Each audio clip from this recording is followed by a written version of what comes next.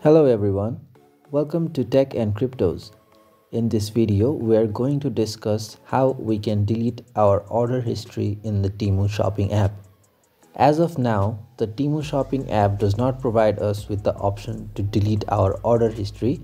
While we can go to our profile and check our browsing history and delete it manually, there is no option to delete our order history.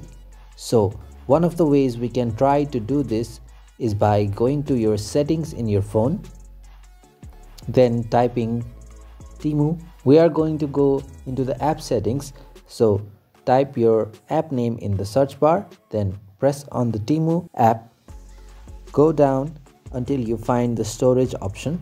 In the storage option, we can see how the app has used the space in our device, so we can clear cache and clear data from here. Let's proceed on doing that.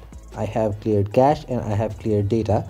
So this might be helpful in getting your desired result of clearing the order history, but the app does not provide any built-in feature to do so.